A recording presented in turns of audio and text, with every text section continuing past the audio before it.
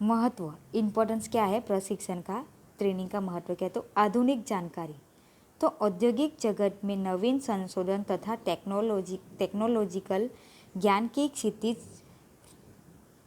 विस्तृत हो जाती रही है और उसके साथ कदम मिलाने के लिए प्रत्येक कर्मचारी को प्रशिक्षण देना अनिवार्य है। कि औद्योगिक जगत में नवीन संशोधन तथा टेक्निकल ज्ञान की क्षितिज विस्तृत, कि औद्योगिक जगत में क्या है कि नए नए संशोधन होते रहते, नई नई टेक्नोलॉजी आती रहती है, तो उसकी टेक्निकल ज्ञान की क्षितिज जो होती है, उसके बीच में जो खामी रह जाती है वो विस्तृत होती जा रही है, वो बढ़ती जा रही है। कि जो नए नए संशोधन हो रहे और नई नई टेक्नोलॉजी का इस्तेमाल हो रहे हैं, तो उसके बीच कर्मचारी के बीच नई नई टेक्नोलॉजी और कर्मचारी के बीच मेल बैठाना मुश्किल हो रहा है। तो उसके बीच में एक क्षितिज बढ़ती जा रही है, तो उसके साथ कदम मिलाने के, उसके साथ चलने के लिए, जो नई टेक्नोलॉजी संशोधन के साथ साथ चलने के लिए, उसके साथ कदम मिलाने के लिए प्रत्येक कर्मचारी को प्रशिक्षण देना अनिवार्य है।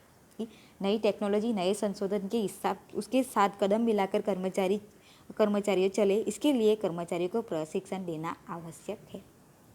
सुरक्षा, विशेष रूप से मशीन के साथ कार्य करते कर्मचारियों को प्रशिक्षण द्वारा दुर्घटना से बचाया जा सकता है और वे थकान और ऊब का अनुभव किए बिना काम कर सकते हैं। कि सुरक्षा होती है कि विशेष रूप से जो मशीन के साथ कार्य करते, जो यंत्र मशीन से कार्य करते हैं, वैसे कर्मचारियों को प्रशिक्षण द्वारा जो दुर्घटनाएं यानी कि एक्सीडेंट होते हैं उससे बचाया जा सकता है। कि जो मशीन के साथ कार्य करते, तो वैसे कर्मचारियों के साथ दुर्घटना होने के चांसेस होते हैं। तो दुर्घटना से कैसे बचाया जा सकते, उसके बारे में उसको ट्रेनिंग दी जाती है ताकि वो दुर्घटना ना हो और वे थकान और ऊब ना अनुभवे और उसके अनुभव के बिना काम कर सके, और वो कर्मचारियों को थकान भी नहीं लगे और ऊब का अनुभव ना हो और वो अच्छी तरह से कार्य कर सके। कार्य संतोष में वृद्धि, प्रशिक्षण द्वारा कर्मचारी को जिस कार्य का प्रशिक्षण दिया हो उसके लिए उसको कार्य सौंपा जाता है, जिससे वह अधिक उत्साह से कार्य करता है और कार्य संतोष की भावना का अनुभव करता है। कि प्रशिक्षण के दौरान क्या होता है कि कर्मचारियों को जो कार्य करना है उसके बारे में ही उसको ट्रेनिंग दी जाती है। कि जिस कार्य के लिए उसको रखा गया वो कार्य के लिए उसको ट्रेनिंग दी जाती है। तो जिससे क्या होता है कि जिससे वह अधिक उत्साह से कार्य करता है, तो उसका कार्य करने का उत्साह बढ़ेगा और कार्य संतोष की भावना का भी अनुभव करता है। कर्मचारी स्थलांतर दर में कमी, जो कर्मचारी स्थलांतर करते हैं, एक जगह से काम छोड़कर भाग जाते हैं, तो वो कर्मचारी स्थलांतर के दर में भी कमी होती है।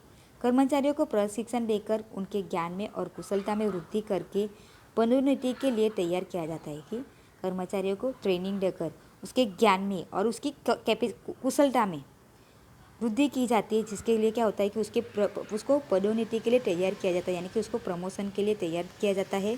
और प्रशिक्षण प्राप्त कर्मचारी अधिक कार्यक्षम बनने से वे अधिक आर्थिक लाभ प्राप्त कर सकते हैं।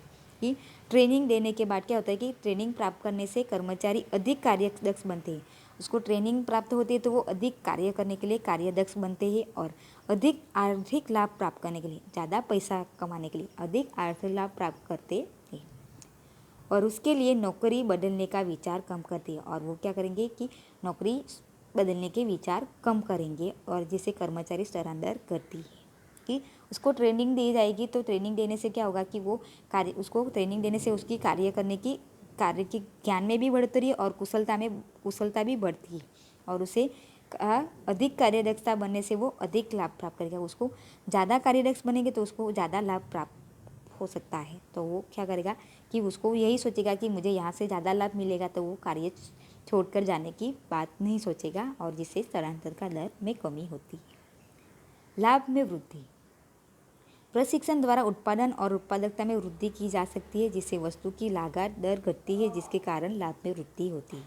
कि प्रशिक्षण के द्वारा, ट्रेनिंग के द्वारा उत्पादन और उत्पादकता में, उत्पादन भी बढ़ता है और उत्पादकता भी बढ़ती है, और जिसके कारण लागत दर घटती है। जो लागत दर होता है वो घटता है, और जिसके कारण क्या होता है कि लाभ में वृद्धि होती है।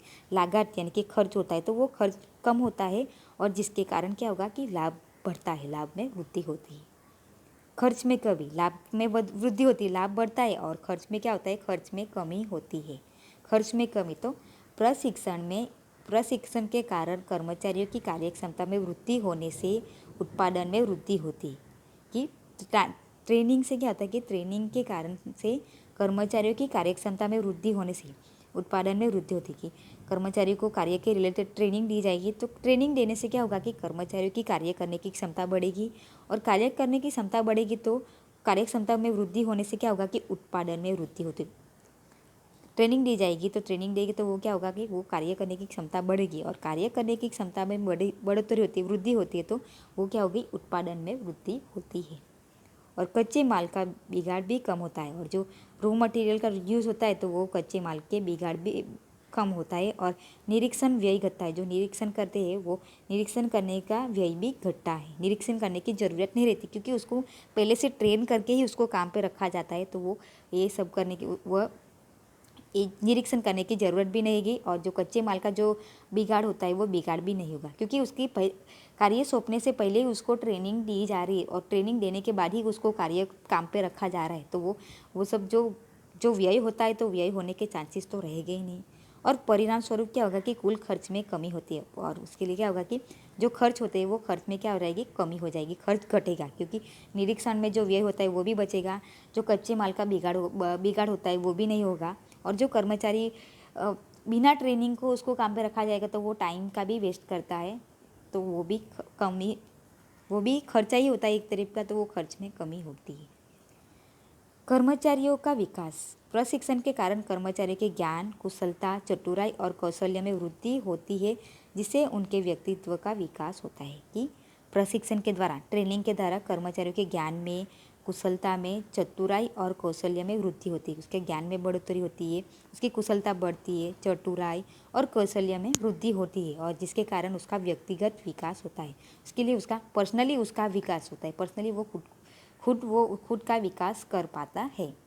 प्रशिक्षण की वजह से, तालीम की वजह से उसमें जो कुशलता आती है, उसमें जो टैलेंट आता है, कार्य करने की क्षमता बढ़ती है, तो उसकी वजह से वो खुद का विकास भी कर पाता है। हर एक कर्मचारी अपना खुद का विकास कर पाता है। अन्य लाभ। तो प्रशिक्षण के कारण वस्तु की गुणवत्ता बढ़ने से इकाई की प्रतिष्ठा बढ़ती है, और कर्मचारी में मानसिक तनाव घटता है।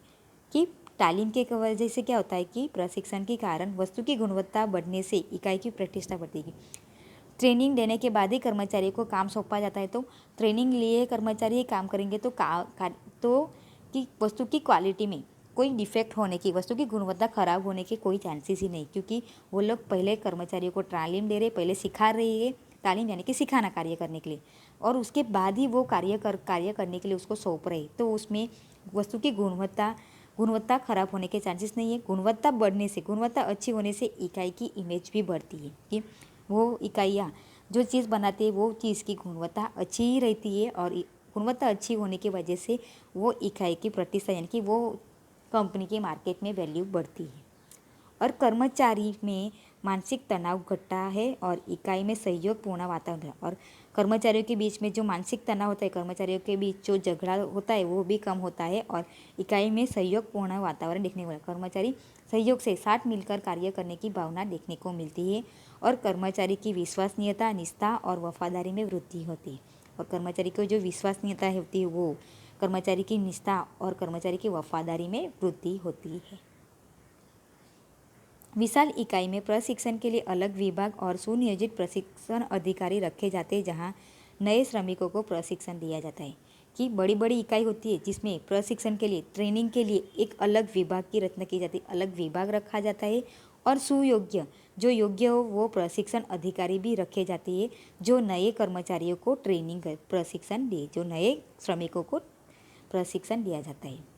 जिनमें कच्चे माल का बिगाड़ होता है, और जिसमें प्रशिक्षण क्या होता है कि ट्रेनिंग सेंटर में जहाँ पर अलग विभाग रखा जाता है वहाँ पर क्या होता है, कच्चे माल का बिगाड़ होता है, और प्रशिक्षण को स्टाइपेंड देना पड़ता है, और उसके क्या कहना पड़ता है कि कर्मचारी कच्चे माल ट्रेनिंग देंगे तो वो माल का यूज़ करेंगे ही, तो वहाँ पर क्या होगा, कच्चे माल का बिगाड़ भी होता है, और कर्मचारियों को स्टाइपेंड भी देना पड़ता है। कि वो प्रशिक्षण ट्रेनिंग ले रहा है, तो उसका मतलब ये नहीं कि ट्रेनिंग ले रहा है तो उसको कुछ नहीं मिलेगा, सिर्फ सीख रहा है, उसके लिए उसको सैलरी वैले नहीं मिलेगी, लेकिन उसको स्टाइपेंड देना पड़ता है, कंपनी की तरफ से उसको स्टाइपेंड देना पड़ता है। तो ये स्टाइपेंड यानी कि कंपनी के लिए खर्चा है। वैसे प्रशिक्षण का कार्य खर्चीला है, परंतु उसके कारण इकाई को प्राप्त होने वाला लाभ खर्च की तुलना में अधिक होता है। कि क्या है कि खर्चीली प्रक्रिया, प्रशिक्षण में कच्चे माल का बिगाड़ होता है, जो प्रशिक्षणार्थी को क्या देना पड़ता है, स्टाइपेंड देना पड़ता है। तो ये प्रशिक्षण एक खर्चीली प्रक्रिया, लेकिन उसके कारण इकाई को प्राप्त होने वाला लाभ खर्च की तुलना में अधिक है। लेकिन प्रशिक्षण से जो इकाई को मिलने वाला लाभ खर्च की कंपैरिजन में अधिक है। लाभ जो है वो खर्च की कंपैरिजन में ज़्यादा होता है। इसीलिए ऐसा कहा जाता है कि प्रशिक्षण खर्चीला है, किंतु उसकी अनुपस्थिति अधिक खर्चीला है। इसलिए ऐसा कहा जाता है कि प्रशिक्षण खर्चीला है, कि प्रशिक्षण से खर्चा होता है लेकिन उसकी अनुपस्थिति, लेकिन उसको नहीं रखा जाएगा तो वो अधिक खर्चीला हो सकता है। इसलिए बेहतर है कि ज़्यादा खर्चे से कम खर्च हो तो चलेगा। इसीलिए कि प्रशिक्षण खर्चीला है लेकिन परंतु उसकी अनुपस्थिति अधिक खर्चीली, यानी कि प्रशिक्षण करने से खर्चा होगा तो वो चलेगा, लेकिन उसको नहीं करेंगे और जो ज़्यादा प्रशिक्षण नहीं करेंगे और जो ज़्यादा खर्चा होगा वो नहीं चलेगा। और इसीलिए प्रशिक्षण खर्च को खर्च न मानकर पूंजी निवेश माना जाता है। इसीलिए प्रशिक्षण के जो खर्च होते हैं उसको खर्च न मानकर क्या माना जाता है, पूंजी निवेश मानना चाहिए।